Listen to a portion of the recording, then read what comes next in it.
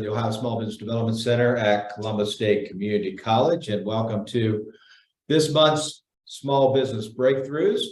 This is a session that we do every month where we bring in experts to talk about business and different things that you need to be thinking about to help you improve your business, grow your business, and move forward. So we are excited today to have Chad Willett. And as a matter of fact, Chad is actually here with me at the Dublin Entrepreneurial Center. And so we'll be able to have a great conversation today. Speaking of the Dublin Entrepreneurial Center, we are in the Metro Conference Room today. And we also have Chaz Frutel, who is the director of the Dublin Entrepreneurial Center, on top of multitudes of other businesses. And I was going to ask Chaz to tell us about his trip to San Diego, but I think we'll skip that for another one. We'll bring him on for a whole episode to talk about that. But I was hoping you were going to be still in San Diego, because you've actually come to us from Dallas before, and now you would be from California, but you are back. You're back here in Dublin. So you want to say a couple of words about the deck and how it can benefit folks? Absolutely. Thank you so much, Mike. And it's so great to have Chad as a guest speaker today, as a longtime, very valuable business that's at the Dublin Entrepreneurial Center. We're very proud of what Chad's been able to accomplish, and certainly through COVID, and been very successful through that period of time. So, but yeah, just back from San Diego, and actually 2 of my 3 days was rainy. So an untypical San Diego trip, but back. So, but always a pleasure to be partnered up with SBDC and Mike's team. And gosh, we've been doing this now for about 23 years in partnership with the deck. And we're just so excited for what's going on. But the deck has launched in 2009.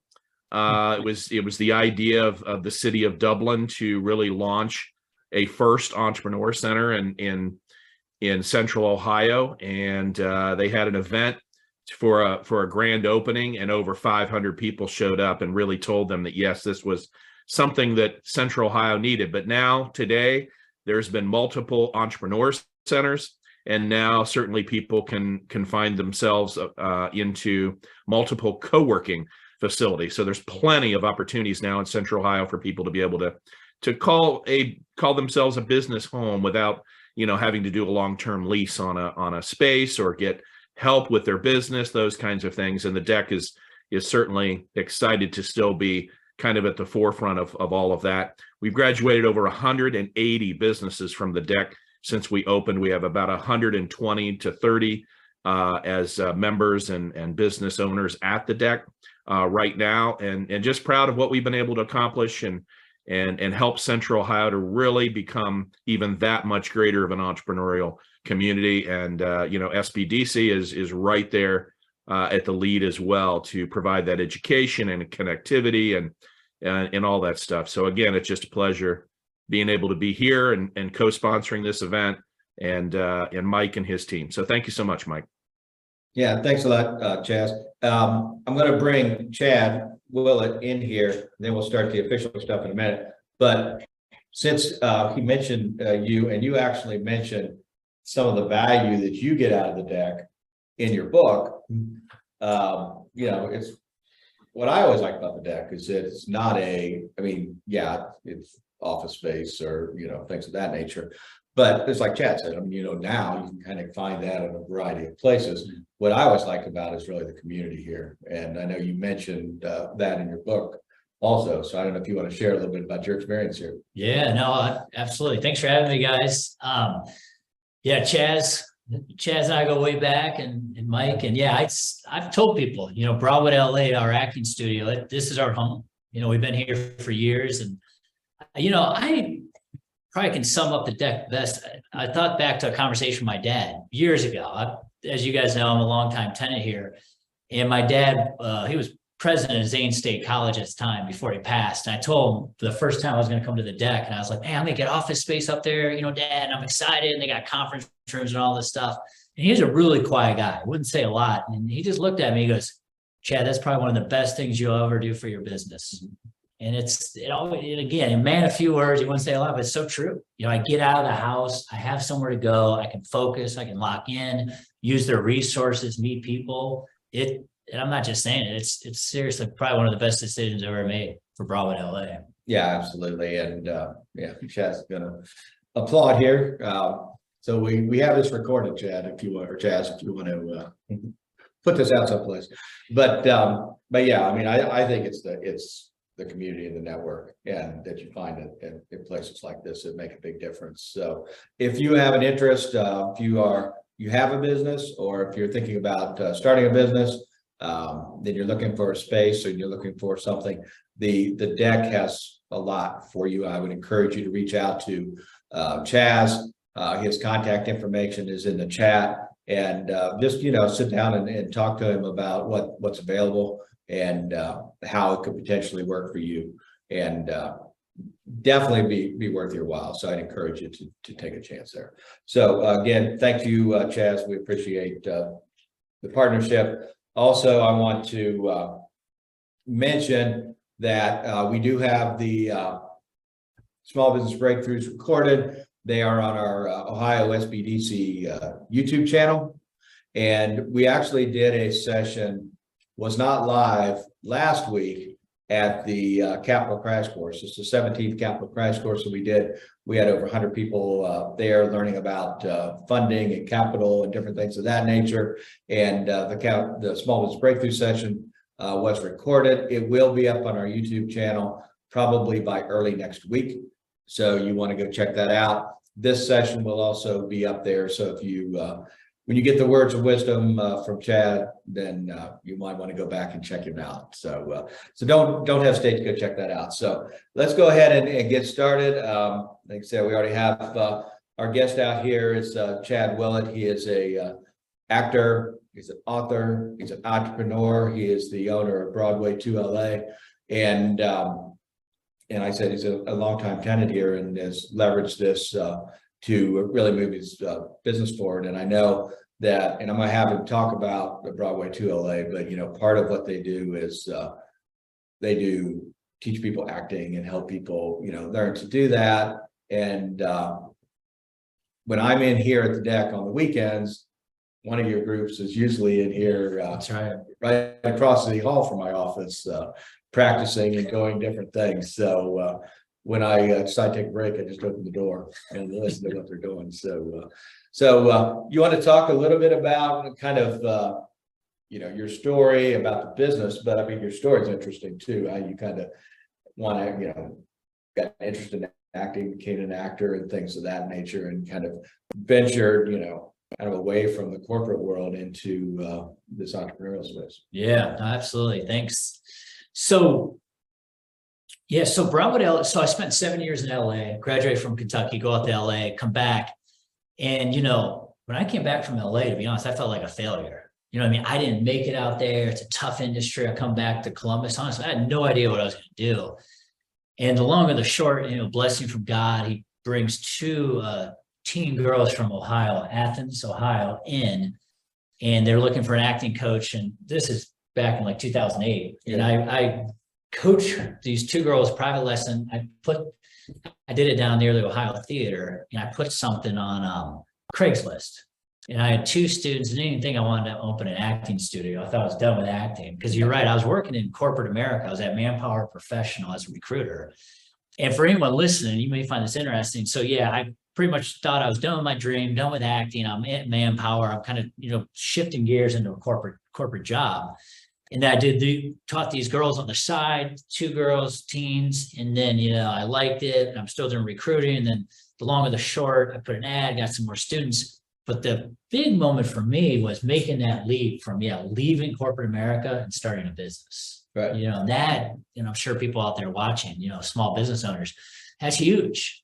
It's a huge leap, to not have health insurance, 401k, we know, right? All the safety net. And for me, it is a leap of faith.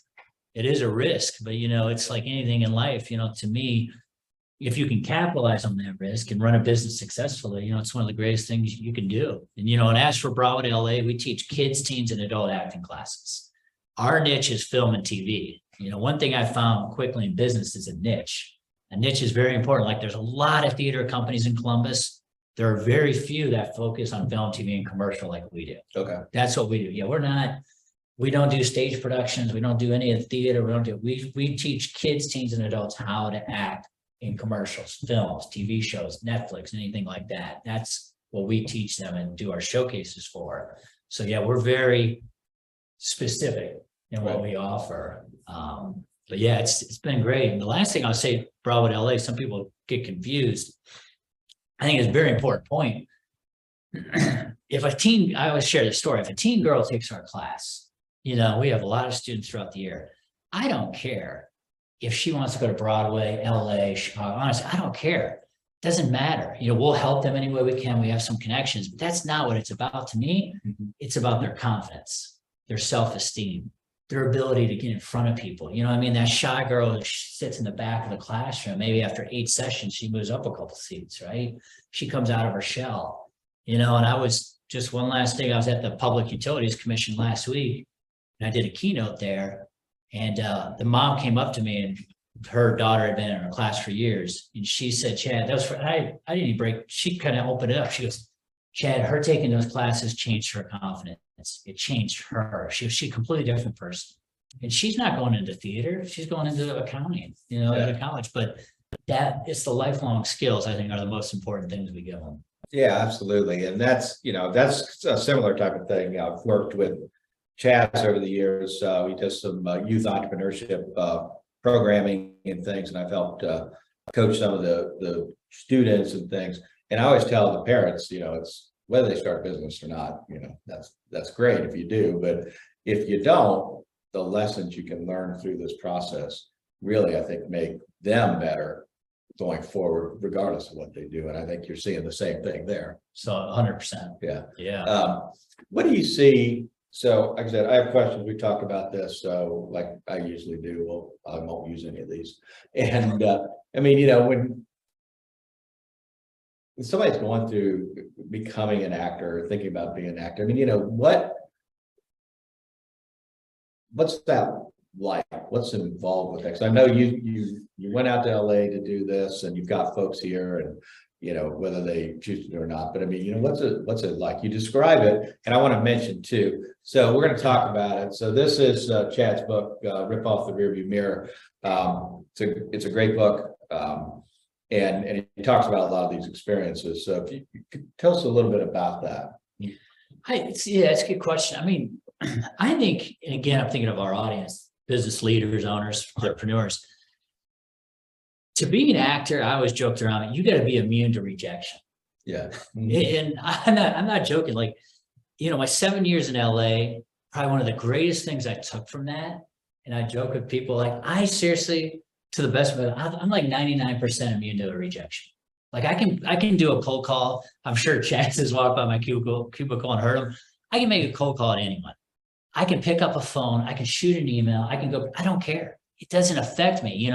When I worked in Work in America, Manpower Professional, you guys, I have no experience at all being a recruiter. I should never have been hired.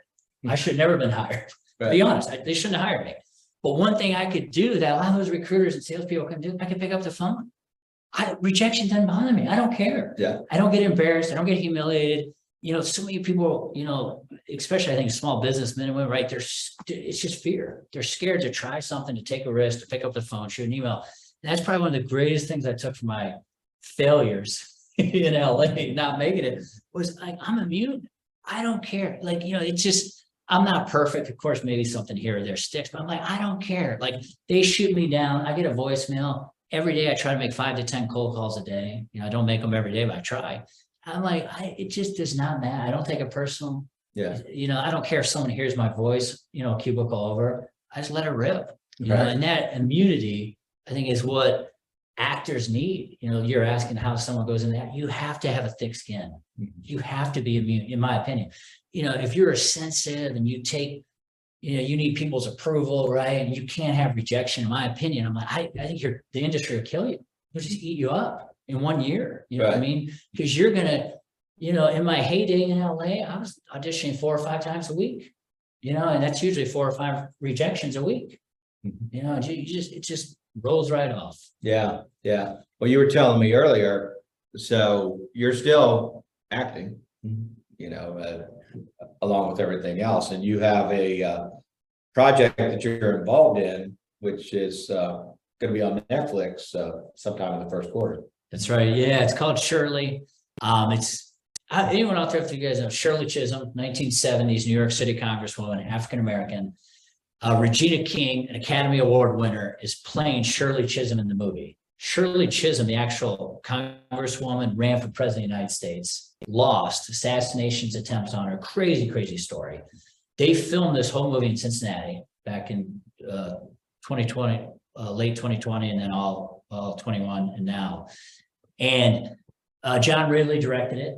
And I have an agent here in Columbus, Heyman Talent. I did 2 auditions for it. They cast me as a 1972 reporter, Bill Ryan. So I have 2 pages of dialogue. I'm interviewing Regina King in the movie, Shirley Chisholm, and then her husband, Conrad Chisholm. So it should be out, I'm thinking January, February, Netflix. And yeah, it's the title will be Shirley, and you'll see me as a reporter in there interviewing those 2.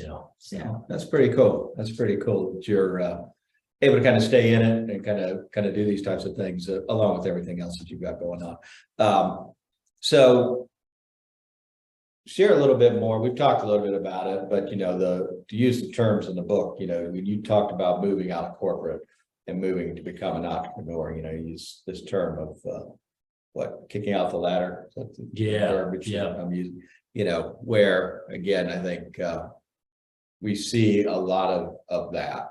And you know, I don't know if you remember, if you watch Seinfeld, remember the time when George decided to quit the real estate, and he's walking out, and it's how great it is, and he's sitting there with Jerry, and he said, you know, how's the walkout? It's great. How's it now? Not so good. I mean, what you know are your thoughts about, you know, when you do take that move, you know, going from corporate and going into an entrepreneurial, and did you have an idea this is what you wanted? Did you have a kind of a plan for Broadway to LA, or what you were going to do entrepreneurial? that's a good question. Yeah, I think, and again, I'd be curious people watching.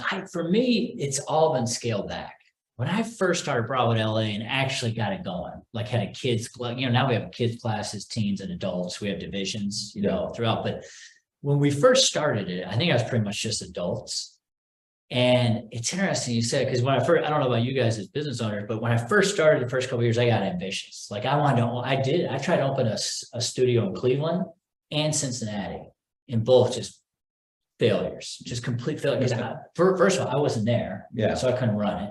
Second, I was relying on instructors to market and cold call. You know, they don't do anything.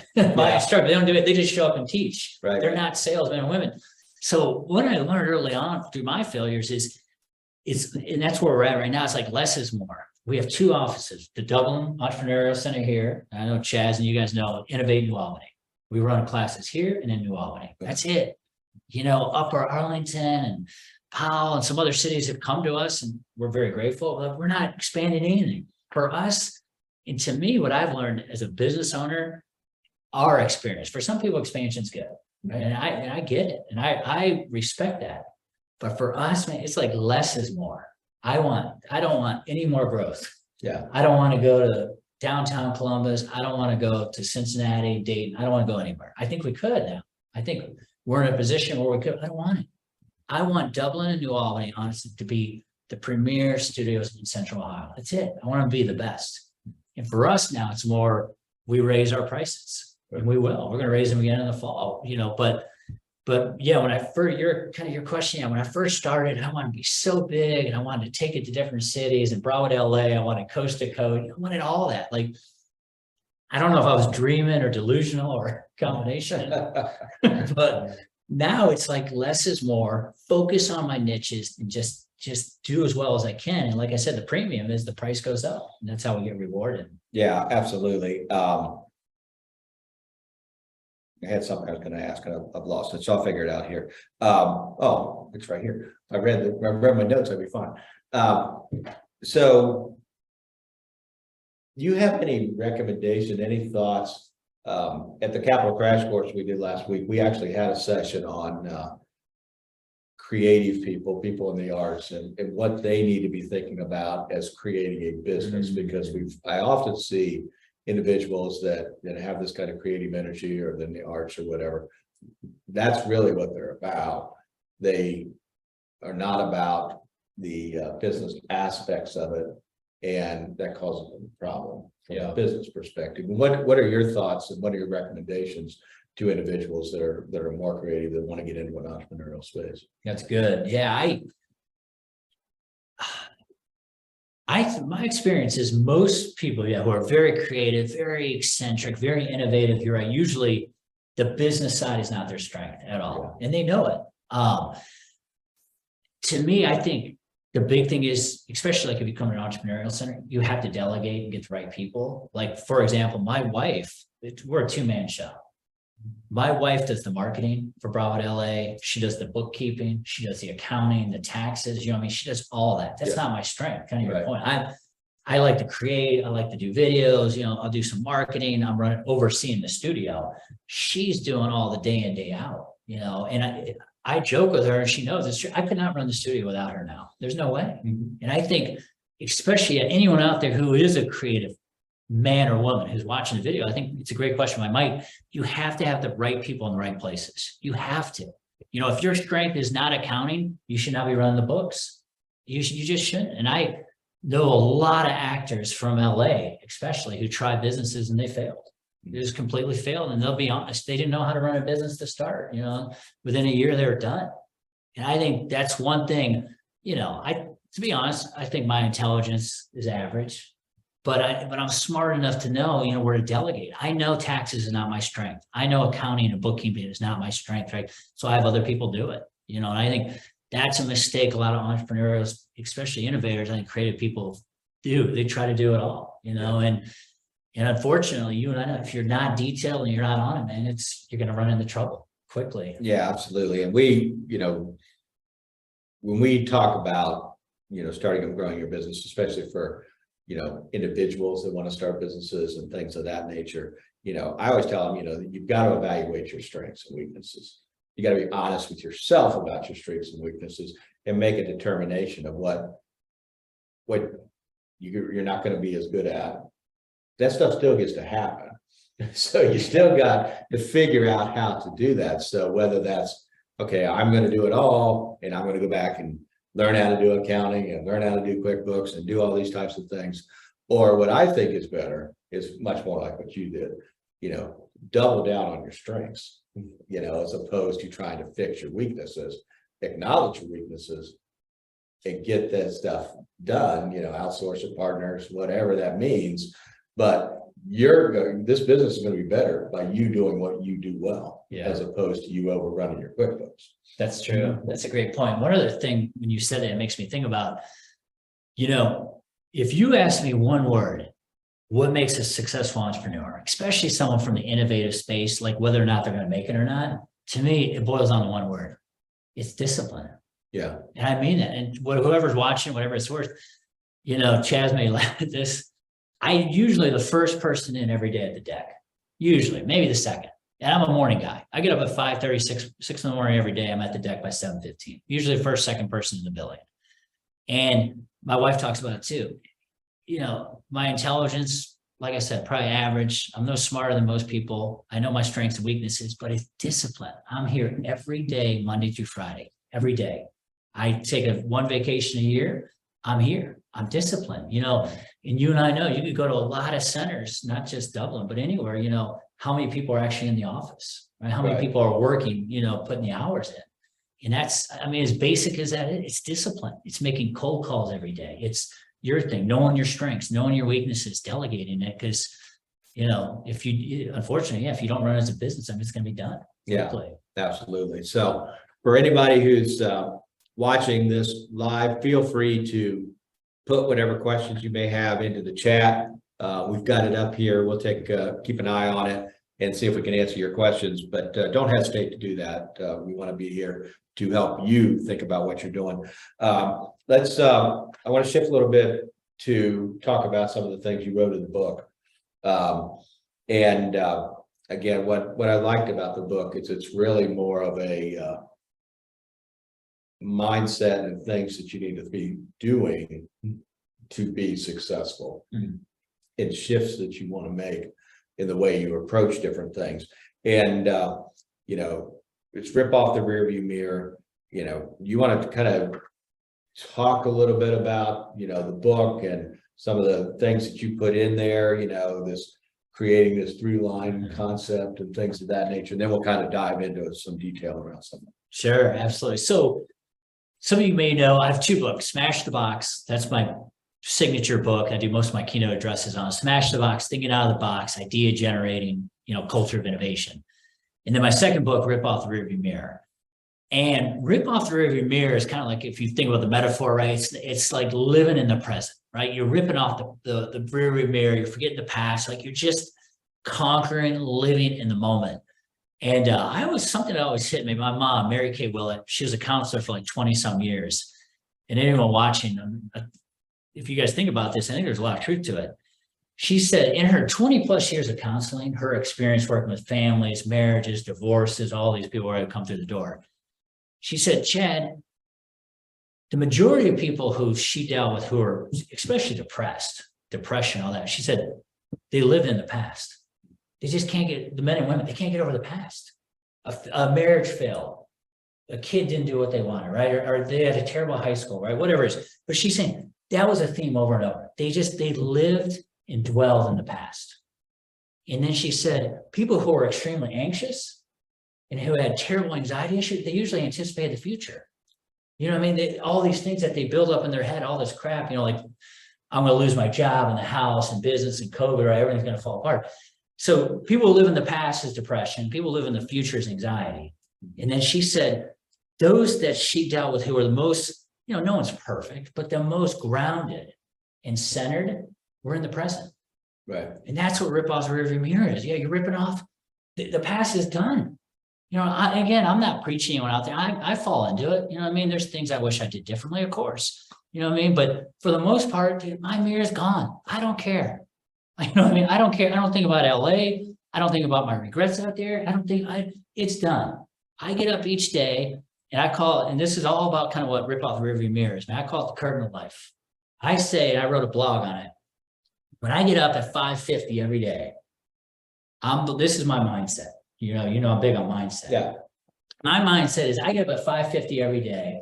The great Lord's giving me a day and the curtain is slowly rising. It's kind of like an actor behind the stage and the curtain rises. It's like, what am I going to do with it that day? The curtain of life, right? Everyone only gets so many curtain rises, right? And I'm like, when I wake up at 5:50, I'm tired. I want to hit the snooze. I'm like, let's go. That's my mindset. I'm like, let's go. And then we're going to take it from there and take it to the next level, the curtain of life. And the last thing I'll say about rip off the rearview mirror, you asked, the most powerful technique, I think, in the book I wrote, is called the through line. If anyone out there is interested, I'll explain. It's very simple. You know, we can talk about the book more. The through line is very simple. And it's an acting term. You know, actors use it all the time. Okay. Pacino, De Niro, a lot of method actors, Meryl Streep, right? I mean, heavy actors would use this. So when you get a character, you want to define your character's 3 short-term goals, and they're super objective, right? And this is what a through line is for anyone watching. And so your 3 short-term goals and you're super objective. And think about this if you're out there. So when I do this keynote across the country, you guys be shocked. I'll make a number up here. 85 to 90% of men and women, when I do this keynote throughout America, have no idea what their through line is. No, I mean, not a clue. Think about this for a second. They cannot define their 3 short-term goals. And most importantly, they have no idea what they want long-term. No idea, right? So their line's broken. Right? Their line's broken. They jump from job to job, relationship, right? They have no line. In the world of acting, man, you would never play a character that way. There'd never be a strong character, man or woman, written that way because they don't have power. They're bouncing around. If you think of the super objective, it's the thing that drives you. It's the thing you want. And anyone watching, I'd ask you and I'd ask me, like, what is the want? What is the one thing you want long-term? And for me, it's influence. When I speak, I just want to influence. Right. I want to influence kids in the acting studio, people who are watching. That's it. I'm not going to influence many. Maybe, I know a couple will take things away, but that's what I want. And the through line, it's a powerful technique. Your short-term objective, your long-term objective, they're aligned, they're in unison, and they're working together. It's an acting technique that I talk about, in a lot of detail in the book.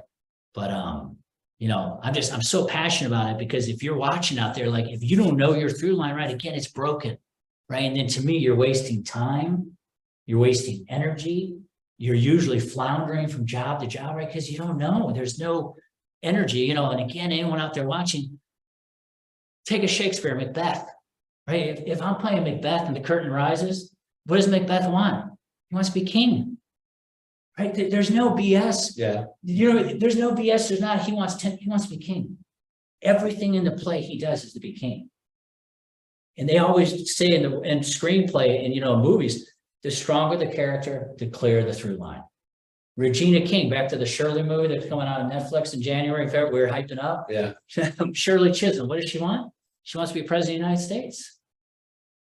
It's a clear-cut objective. And that's why I tell my client, when your through line is clear, your floundering's done. Mhm. Your wasted energy is done. Right.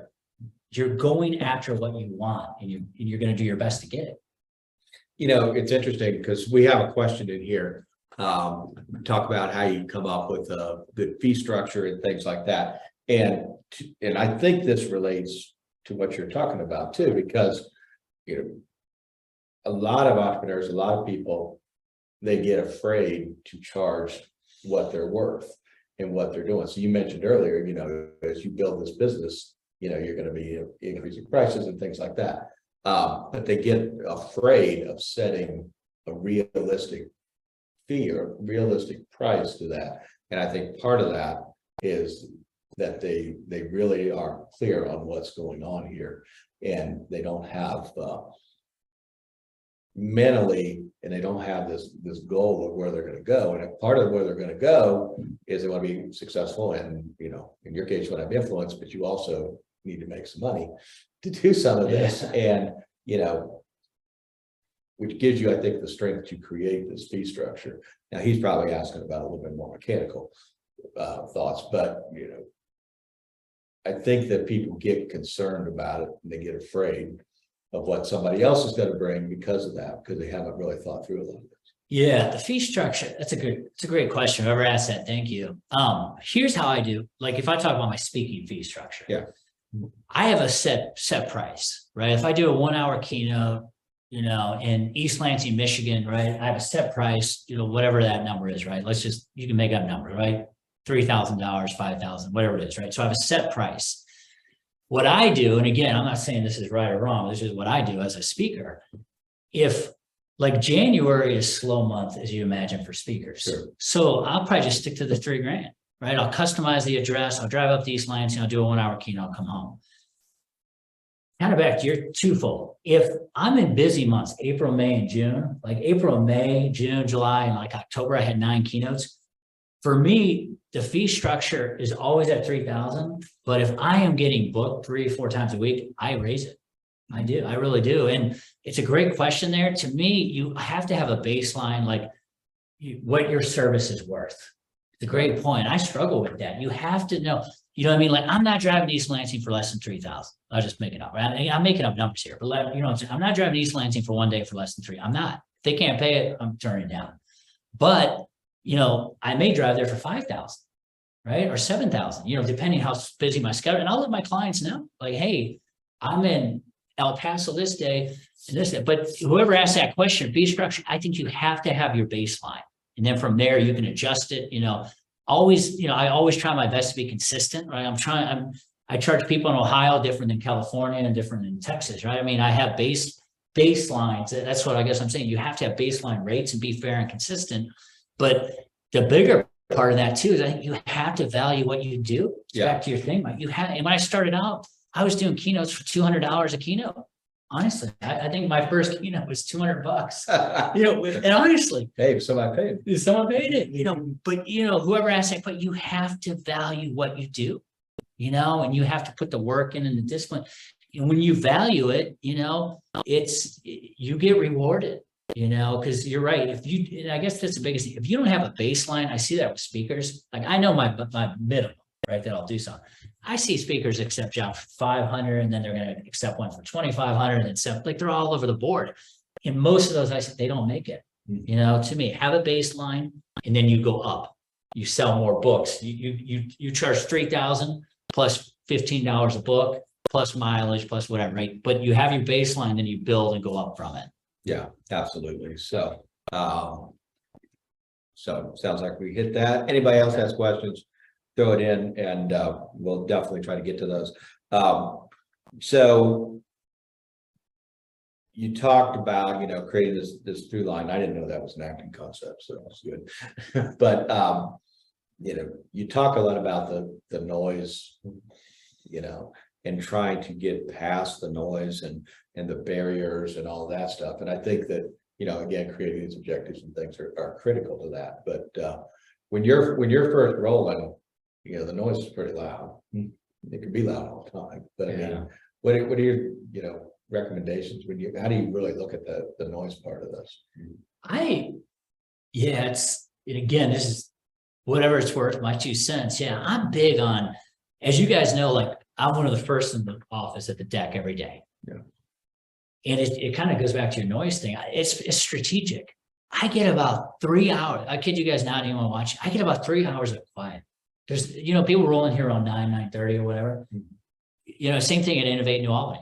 They're rolling around 9:30. For me, for noise, like I love quiet. I love being able to focus on my blog, my videos, running Broadwood LA. Like I just like dialing in. I don't have a lot of side conversations. If some of my close friends are at the deck, obviously, we'll talk a little bit. But other than that, like I am just dialed in. For me, and again, there's probably different people out there. For me, my best work time is from 7 a.m. to 3 p.m. And I know that. Like I take a half-hour lunch, I go by myself. And from 7 to noon, I'm usually just cranking stuff out. I'm just in my cubicle by myself, again, getting out of the house. You talk about noise. Again, not just to plug Dublin Entrepreneurial Center, but it's true. It's so valuable. I don't stay at the house ever, even during COVID. I would try as long as we could come, it was open. I try to come here or wherever. But for me, escaping noise is huge. Because to me, I have from 7 to 3. After 3 o'clock, I get tired. That's just me. I get worn down. I go to the gym. I go home and I have a 6-year-old. I'm done. Right. You know what I mean? I'm done. But from 7 to 3, I'm locked in and I keep a notepad. I don't know about you guys watching. Like Mike's got a notepad here. Like every day I got 4 or 5 things, my priorities, the things I got to knock out, I got to do, right? Broadwood LA, we need a new logo. Broadwood LA, we got to do our marketing this week, speaking, I got to make 5 cold calls, whatever it is. But for me, I just knock those things out as quickly as I can. And I know the most important things when you talk about noise, I do from 7 to 10 a.m. If I have to write a contract for a client in El Paso and it's a $10,000 gig, that's from 7 to 10 a.m. There's no one around to talk to me. There's no distractions. I just lock in because I have to get it right. It's a lot of money. Right. There's a deposit, what I mean? So to me, eliminating noise to the best of your ability is huge. After 3 p.m., I'm good. I'll BS with people. I'll go to the water cooler. I don't care. I'm done. I'm fried. I'm done. But from 7 to 3, I protect that time. I just knock it out. Yeah, absolutely. So talk a little bit about, you mentioned, people have their life on cruise control, trying to get off of that. And, that equates to this comfort zone conversation, I believe. And what are your thoughts on that? Obviously, I'm guessing that when you went off to LA or when you decided you were going to be an entrepreneur here, that definitely pushed you out of your comfort zone. Yeah, absolutely. It's another good one. I think the comfort zone and cruise control is it piggybacks up what we're talking about. Yeah. Like for me, Monday through Friday, 7 to 3, like there's no cruise control. Yeah. You know what I mean? It's just focus, knock things out, make the calls, generate business. To me, I always told my actors, especially, my actors trying to go out to LA and New York, this kind of ties into your question. To me, activity breeds activity. If you think about that for a second, I think a coach in LA told me that. I always stuck in my head. People who are active makes things happen. You know what I mean? People who pick up the phone, people who talk to people in the halls, people who network, who go to, right? Activity breeds activity. Mhm. And I'm huge on that. And, when you talk about cruise control, to me, and any entrepreneur, small business owner out there watching, just be honest with yourself. If you're not active, networking, making calls, shooting emails, writing blogs, right? If you're not active, you're passive. And to me, there is no bigger recipe for disaster for small business owners than be passive. Yeah. You know what I mean? Now that I'm talking to you, there is no greater way to run your bit, be passive. Let the calls come in, rely on an email blast, and put something on LinkedIn. Yeah. And to me, that's the last mindset I want is passivity. I'm going to be active. I guess, we're talking about rip off the rearview mirror and the mindset. I guess for me, it's like, I've taken this attitude for probably the last 5 years. I'm like, man, if my business goes down, and it could, you guys know, let's be honest, especially my speaking business, right? If we go into a massive recession, it'd be one of the first things hit. It's like COVID, right? Speaking business got killed. Right. But this is my mindset. I'm like, if my businesses go down, and they may, all I want to know is that I fired every bullet. I fired every bullet. I came in early. I made the calls. I did the blogs. I called people. I connected. I went to workshop. Dude, it felt if it wasn't enough, I have no regrets.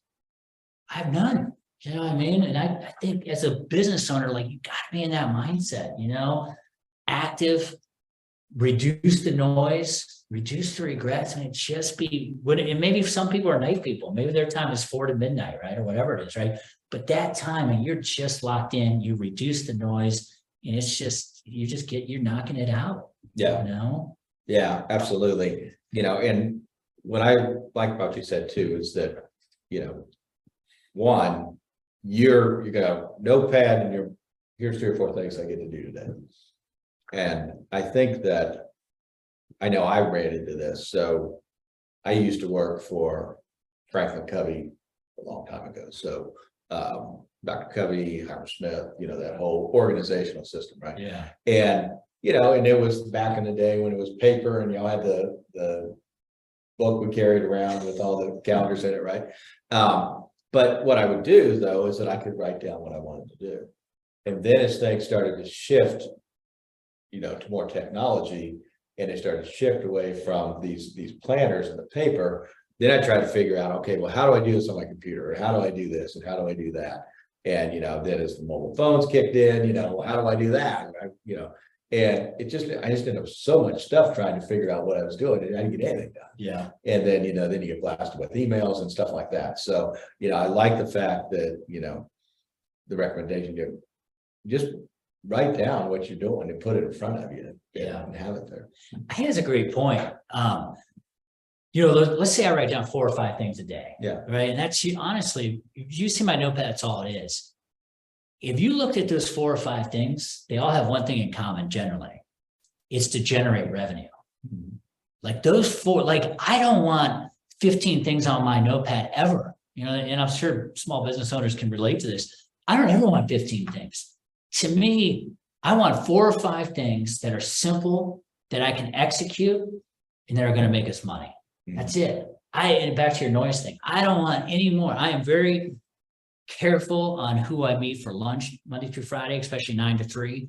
I'm very careful of those 4 things on my notepad because I'm like, those are priority. From 7 to 10, those are especially 7 to 11, those are the things I am attacking because I know those generate money. Those are the most important things.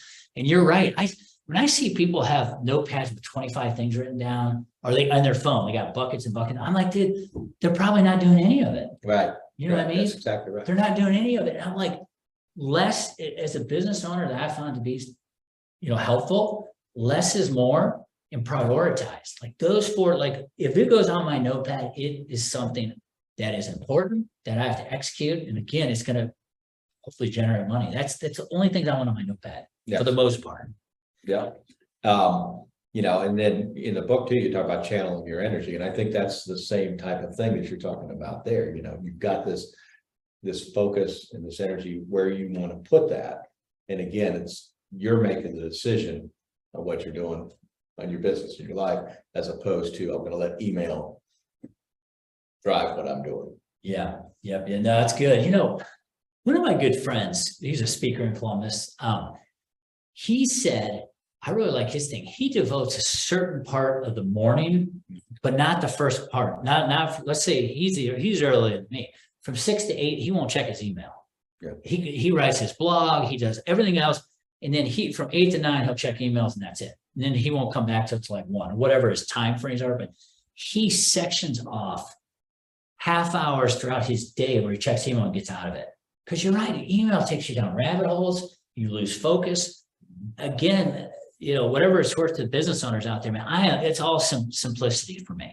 The less emails I have to go through, the less things on my to-do list, it allows me to stay focused, channel my energy, and perform at my best. I don't know about people that I call it play fast in the book. Play fast if you're not, it's like a football term. It comes from Pete Carroll when he was at USC. He wanted his defensive backs to play fast, right? They got burned on a play, right? The receiver burned for a touchdown. The next play is like rip off rearview mirror, right? It's done. Who cares? They can't do anything about it. He wants them playing with as little in their head as possible. So they're just flying around, tackling and playing fast. To me, that's how I want to work. Right. I want to work fast. I don't want crap on my notepad. I don't want to be shuffling through emails. I don't want to be BSing with people. I want to work fast. Kind of like a football player, right? And you and I know the worst thing I think you could ever do to an athlete is get them thinking. Bog them down. Right. Get a football player thinking, bog them down with strategy and technique. They're done. They're going to get killed. Absolutely. And I think the same thing with business owners. When business owners are playing slow and bogging themselves down with all this crap, it's going to have a huge impact on their bottom line. It just will. Yeah, absolutely. So I got a couple of things we're going to get ready to wrap here. But you and I talked about this, and I think this is important, and this is in the book. So I used to do work in the venture space with businesses that were, seeking big dollars and doing different things like that. And, the big thing that came out of that is always this concept of get comfortable with failure, be willing to fail, different things like that. And then the concept of, fail fast and things of that nature. So I would run into individuals that had one failure or whatever. And the thing that I don't think they grasp, and the thing that I think is in the book that really jumped out at me is this: yes, you should be comfortable with failure.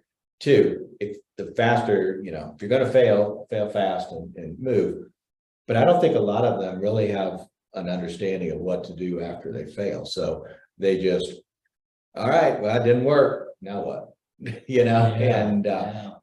concepts that you talk about in the book, by having your objective, your super objective, and the whole thing here, you have a guide path of where you're going. And when you do fail, it's not the end, it's really just a part of the journey, and you have the journey still mapped out. That's a great point. Yeah. So what you're talking about, the through line. Yeah, absolutely. And whoever listening, it's a really, Mike asked me this before I talk. It's a great question. So people just get lip service, fail fast, right? I don't want to fail. No one wants to fail. Let's be honest, right? Failure sucks. It sucks. Right? Let's be candid. It sucks. But I guess anyone out there watching, especially a small business owner, Mike hit it on the head. It's the through line. When you know your short-term goals as a business owner and your long-term goal, and not just the why, but this goes way beyond knowing your why. This is the through line that guides you in life. It's a powerful line, right? Short-term and long-term. To me, when you have that through line defined and you're working and operating your through line, failures can happen. Your point, but you're still on your through line. It's just a blip, right? Of course, I fail all the time. I still audition as an actor. I didn't get a role this whole year. Last year, I got 2 roles. This year, I didn't get anything. So failure is part of my life, right? It happens all the time, but it doesn't change my through line. Right. It doesn't change me wanting to influence people as my super objective that drives me to get up at 5:50 every day. Right. And that's what I challenge business owners. Define your through line. And then the failure, it's a blip, right? But to me, if you don't have a through line, the failure could cause you to get out of business. Right. The failure could cause you to think you are a failure, and then it's much more bigger. When you have a through line, it's a blip. You just keep going because you have a line constructed and you're working it. It's 2 different things. But yeah, people who just give lip service fail fast. Right? It's just Yeah. BS. No one wants to fail. Right. It's just BS. But yeah, but when you have a through line and you're working it, yeah, of course there'll be failures, but you're going to continue on your through line to accomplish what you want long term. Yeah, yeah, and I think that sometimes people get into this mindset of, it's okay to fail, it's great to fail, it's fine. But if they don't have this through line, if they don't have this thing set up, then they give up too quickly, or they're not doing, forget it. I'll let your $100,000 like Gary. It's like, Yeah, that was a great. yeah, there's a story, Gary Vaynerchuk was talking to somebody, he had invested $100,000 in this individual's business. And the individual, had a meeting with him and said, hey, Gary, this didn't work out, we're gonna have to close the business, we've lost all the money and things, but I learned something. And Gary's like, well, that's great. You learned something, my $100,000. So that wasn't cool. So, and if you've listened to Gary Vaynerchuk, he probably said some different. Yeah. So, but it's interesting there. But again, if you have a plan and if you're moving forward, then I think it works better. So we've got a couple of things here. Bruce put a link to Amazon for the book. Awesome. Thank you, Bruce. So that's in there.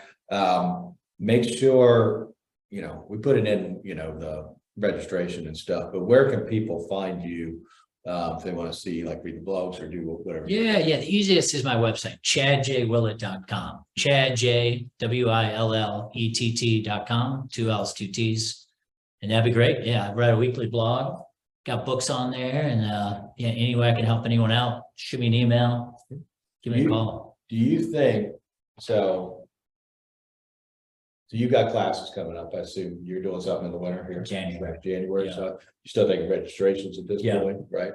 So, and they can go to that site and that'll link them to where they need to be. They'll find Broadway LA. Yeah. Yeah. Or they can go to that's a good question. They can go to Broadway2LA.com for acting. Broadway2LA.com if they want acting classes. Yeah.